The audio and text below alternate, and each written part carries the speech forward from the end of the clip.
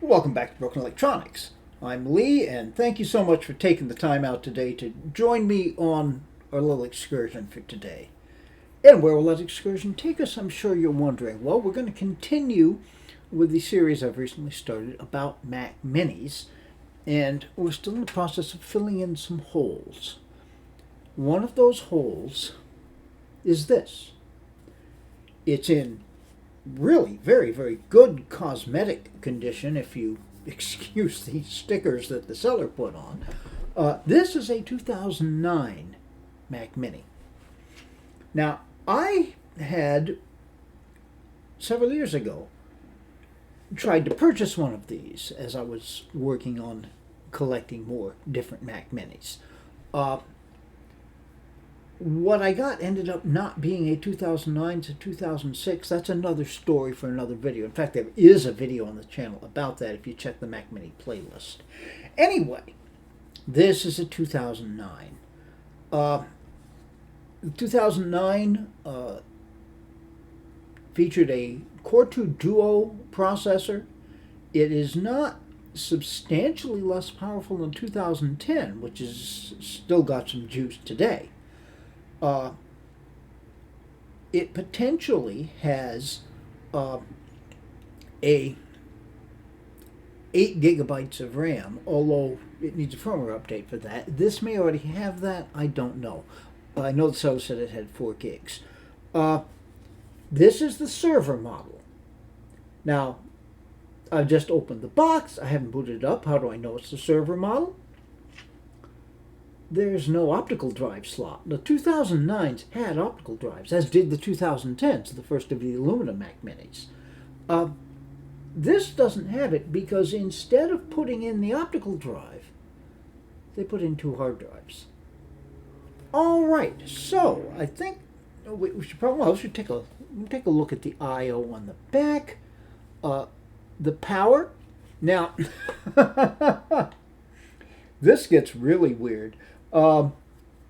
This seller sold it with no power brick, which is, he's been good to deal with, but that bothered me a little bit. Fortunately, I have a power brick for that 2006 Mac Mini. That one actually came with a power brick, but it was a power brick for the PowerPC G4 Mac Mini. Which was an 80 watt. This needs 110 watts. However, the 2006 power brick and the one for the 2009 are identical. So I was able to get that booted up. Anyway, there's that. It does not have an internal power supply. Ethernet, FireWire 800. Okay, yes, we've got, I believe, mini DVI and mini DisplayPort, then 5, count them, 5 USB 2, Kensington lock, headphone jack, and microphone jack. Okay, so I think the thing to do now, we've seen about all there is to see externally. We need to power this thing up and get an idea what's inside. And if you'd like to know what's inside, please stay tuned. All right, the Mini is connected. A little trouble reaching around the power button here. There. And it chimed. And we have video anyway.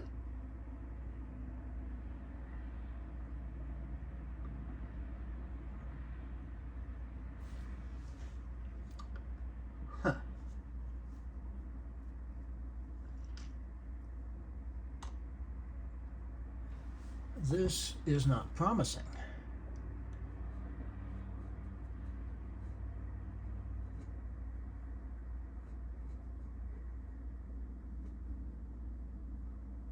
Oh.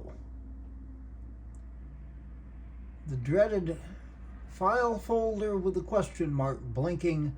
That is operating system not found.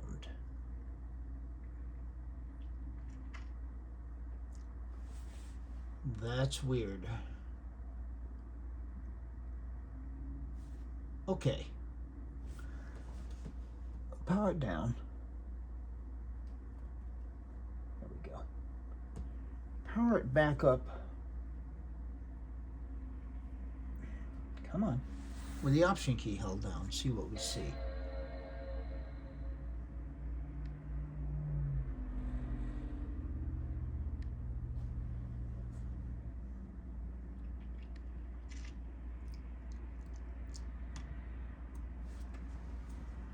Okay, it wants me to sign into a Wi-Fi network, but it's not showing any options.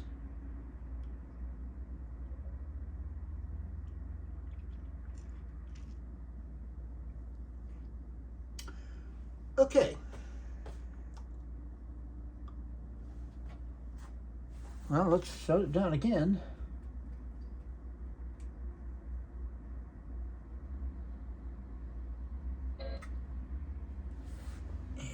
Command Option R. We're going to try to boot in Internet Recovery.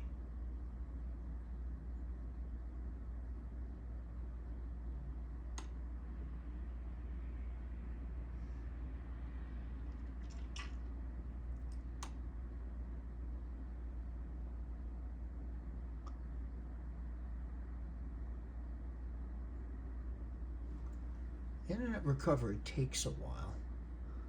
I did plug an Ethernet cable in there, so you shouldn't need to bother with the Wi-Fi. That's not good.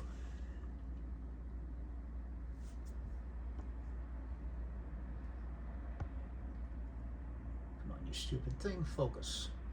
At least everybody can see my misery here. No, it just doesn't want to focus. Okay.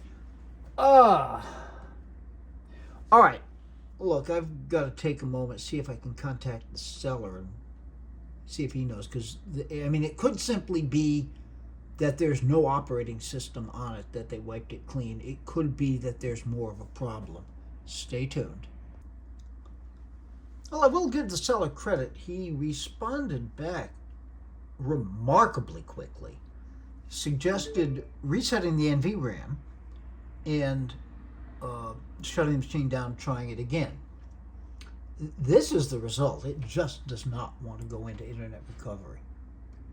All right, now the machine would have shipped originally with Snow Leopard server. Its maximum operating system without some sort of patcher is El Capitan. Now, me being me, I've got installers around here somewhere, USB flash drives with everything from El Cap, actually everything from Mavericks through up to Catalina. Okay, but I'll have to see if I can find that. Stay tuned. Didn't have to search very long at all. All right, so the Catalina installer is plugged in. Just hit the power button. I'm holding down the Option key. Since there would appear to be nothing more to boot off of, I probably don't need to hold down the Option key because it would just automatic. Yeah, here we can see it's asking for Wi-Fi now, but it does recognize the El Capitan installer. So off we go. So the machine is alive.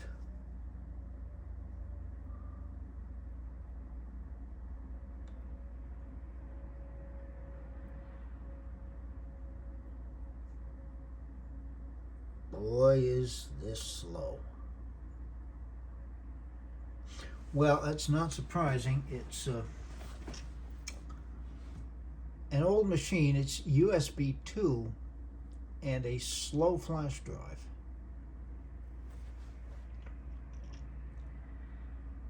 Stay tuned. I'll bring you back when we get to the installer. Good gracious Lord. Okay, well, we're here. Yay. I think we're here.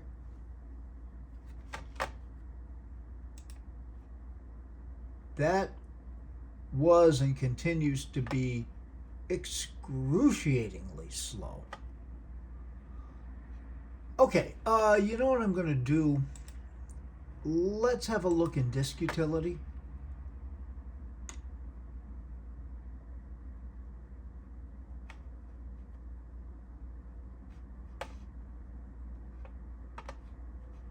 Okay.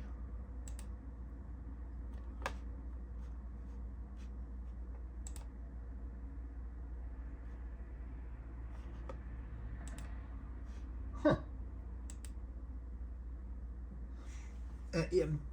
I'm surprised because it's not showing all the information. Partition map not supported. 500 gigabyte uninitialized. Oh, that's weird.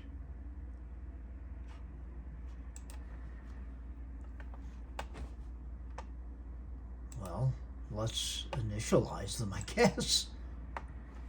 Okay, we shall call this one Macintosh. I'll say HDD so I know I did it. Oh, the old days. Yeah, macOS Extended Journal is just OS 10 extended at that point. And enjoy the partition map. Oh, that should be good. LCAP, of course, knew nothing about APFS. It didn't exist yet.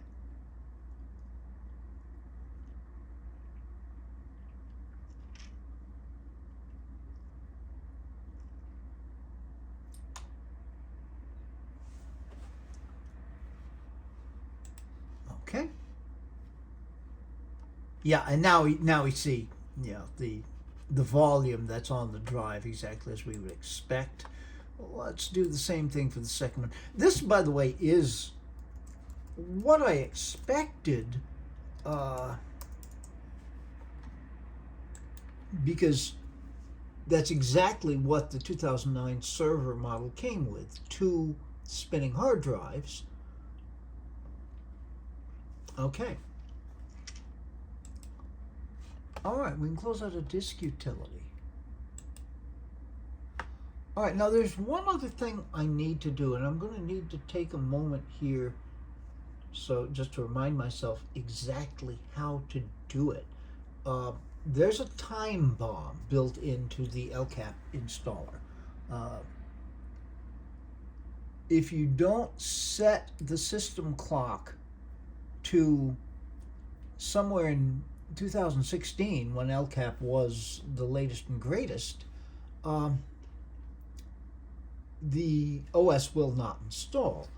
You do that in Terminal, and we can get to Terminal very easily. Here it is. If I type date, yep, November 11th. Okay, it's today. Now, what I need to look up is the exact command I need to give in Terminal to reset the system clock. So give me a moment to do that. Stay tuned. Okay, so the correct coding: date -U 09 September 21, September 21st, 18, 6 p.m., 19 minutes, 16/2016. Now, why September 21st? That happens to be my birthday, and that should reset it. September 21st, 1819, and we said to UTC, which makes it a little easier. We're not worried about time zones. 2016. I mean, it doesn't have to be any particular date. It just needs to be within a range of dates. Okay, so we can close out a terminal. All right, now we should then be able to continue the installation. Some things never change. Okay, Now, our three options: we don't want to install the storage HDD, we're going to install the Macintosh HDD, and continue. Now, again, we're talking about a USB 2 connection and a relatively slow flash drive, so we shall see. It says 17 minutes. I'm hoping it won't take too much of forever anyway, but I will wait through it. I kind of have to. It's my computer. You don't need to. Stay tuned. Well, it says less than a minute, although I have been sitting here. These minutes have been going by really slowly. And traditionally, earlier Mac OS's less than a minute could be a long time. I know anybody who saw that, there we go. Anybody who saw my video installing Big Sur on, I didn't do a video of that. I did one installing Monterey on the 2008 Mac Pro. But before that, I installed Big Sur on it, and it stuck on less than a minute for 26 hours. The entire installation took 3 days. It did complete. It never ran right, but it did complete. Oh well.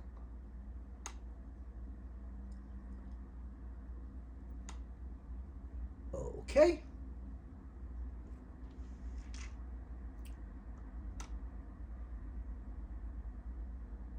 And we should, of course, boot into the OS. It's now booting. Let's boot it off the hard drive. This is going to be pretty slow.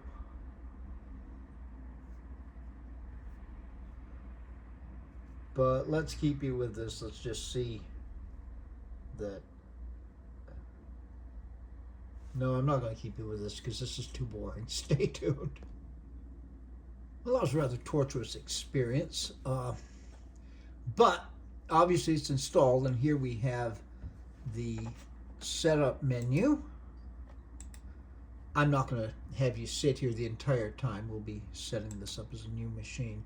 So let me go through this, and we'll bring you back when we get to the desktop. Stay tuned. Well, that took a lot longer than I was expecting. Signing in with my Apple ID, setting up iCloud, I mean, things just incredibly slow. The machine is slow, but now that it's set up, it's at least livable. Part of the problem, 4 gigs of RAM. You just can't live in today's world with 4 gigabytes of DDR3. That's not going to happen. And there's also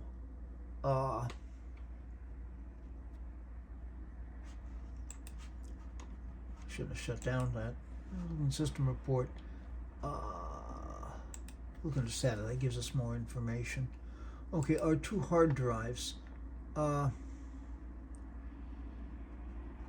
Rotation rate 5400 again. Yeah, that's gonna make it slow.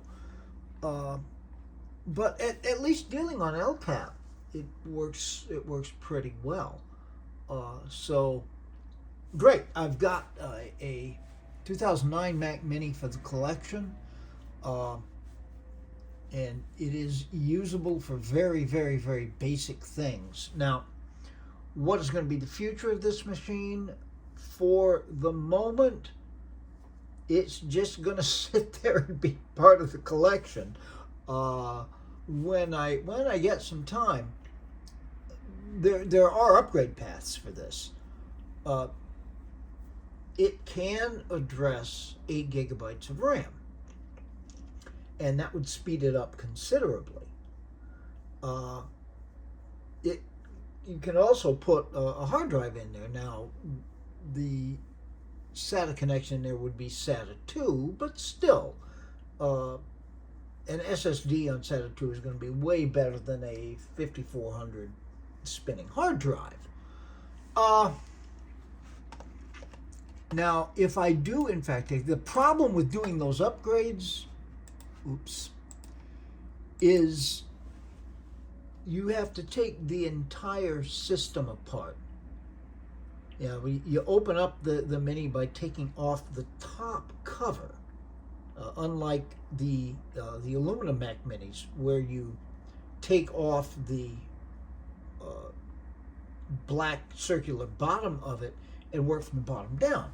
On those, you want to upgrade the RAM, take that cover off, and the RAM is right there. You want to upgrade the hard drive? Well, you got a little more to do, but it's still fairly easy to get to without disassembling everything. With these, old acrylic machines, boy, it just, you take everything apart. Now, me being me, I will eventually do that, but for the moment, I'm pretty happy with it. I always liked El Capitan. Unfortunately, every year that goes by, it gets a little bit less usable. I'll put some things on there. I'll put Firefox on there. I may even put Thunderbird on there. Lords, I'm not going to use this machine all that much as it is, but just so it is usable.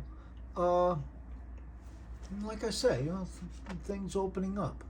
I'll open up Safari. Safari's very outdated. That's not that bad in terms of it opening up. So, Messages. I'm not signed into Messages. Well, actually, yeah, I'm not signed into Messages. I'm signed into my iCloud account, but I'm not signed into Messages. Just as glad, since I didn't really intend for that to be something. Open up the App Store. Okay. Yeah, I mean, it's not instantaneous. But if we do get to the point of doing those upgrades, the 2009 Mac Mini, as of right now, is on the upgradable list for Open Core Legacy Patcher. I wouldn't even consider it with 4 gig of RAM. But with 8, something to experiment with. In any event, I think we're gonna wrap up this video on a very nice machine. A little bit, I wasn't expecting to have to install the operating system in this, but hey, what are you gonna do? In any event, be good to other people. They need it and deserve it. Be good to yourselves. All the good we can do in this world, if we're not good to ourselves, we won't be effective at that. We can make the world a better place. It is not. So please take very, very good and careful care. Okay, there's going to be more minis. Absolutely, there will be more minis. I've got the one big hole in the collection should be coming soon. We'll get a video on that. And certainly I'm planning on an overview of minis. And as upgrades happen with some of the older minis, you'll get videos on that too. Not to mention, there's some PowerPC stuff in there. The ongoing sagas of the Mac Pros running the most current operating system with OCLP. Whenever there's an update in modern Mac OS, you'll get a video detailing how OCLP is dealing with that update. In any event, until those things are up and done and available on the channel, this has been Broken Electronics.